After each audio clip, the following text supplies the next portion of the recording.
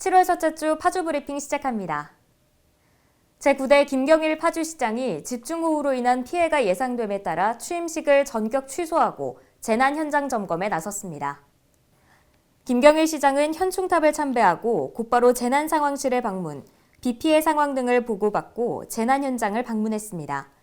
이어 자연재난을 대비한 현장 시설 점검을 위해 조리읍 둔치주차장과 배수펌프장을 방문해 자연재난 예경보 시스템과 배수펌프기 등의 동작 상태를 꼼꼼히 점검했습니다. 이 자리에서 김경일 시장은 계속된 집중호우로 인한 큰 피해가 우려되는 상황이지만 시민의 안전이 최우선이라는 사명감을 가져야 한다며 적극적인 재난 예방에 힘쓸 것을 주문했습니다. 취임 후 첫 시민과의 소통 행보도 이어갔습니다. 50만 대도시 시민추진단 위원들과 만나 민선 8기 파주의 지속가능한 발전 방향에 대해 다양한 의견을 나눴습니다. 김경일 시장은 시민의 다양한 의견이 100만 자족도시 파주 발전의 밑거름이 될 것이라 확신한다며 앞으로의 활동이 더욱 기대되는 시민추진단을 적극 지원하겠다고 말했습니다. 지난 5월 전국 기초자치단체 중 19번째로 인구 50만 명을 돌파한 파주시는 시민 중심 더 큰 파주로 나아가기 위해 앞으로 4년 동안 3대 시정 전략인 활력경제 미래도약, 포용사회 문화도시, 시민중심 자족도시를 바탕으로 교통, 여성, 행정혁신 등 15대 시정 분야의 핵심 과제를 중점적으로 추진할 방침입니다. 파주시 최초의 생활 SOC 복합화 사업으로 추진한 광탄도서관이 지난 6월 28일 개관했습니다. 광탄도서관은 국비 27억 원, 시비 45억 원, 총 72억 원을 들여 연면적 1860제곱미터의 지상 3층 규모로 1층과 2층은 도서관, 3층은 주민생활 문화공간으로 건립됐습니다.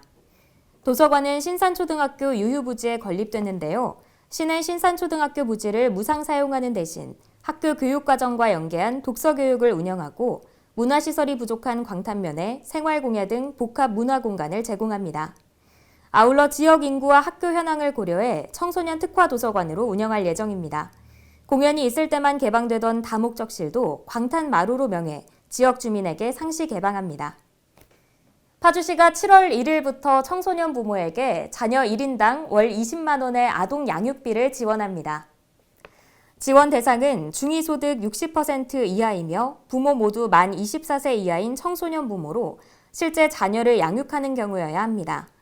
올해는 7월부터 12월까지 시범 지원하고 효과 분석 등 실증 연구를 바탕으로 청소년 부모에 대한 지원을 확대해 나갈 계획입니다.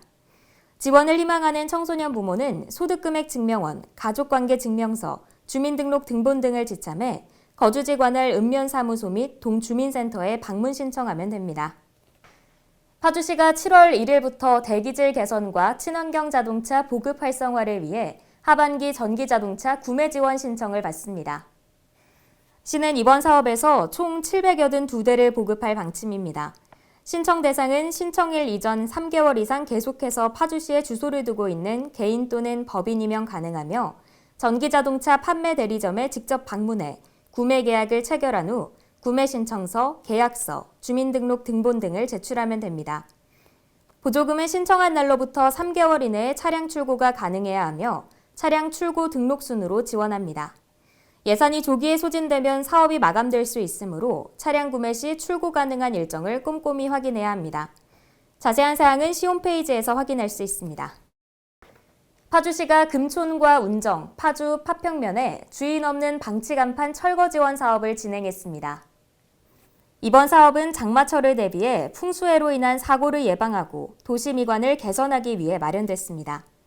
시는 2개의 합동점검반을 구성해 폐업한 업소의 간판 현황 조사를 실시하고 노후화된 46건의 방치 간판을 철거했습니다.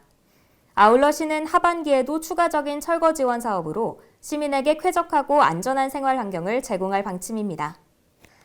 이상 파주 브리핑 마칩니다. 시청해주신 여러분 고맙습니다.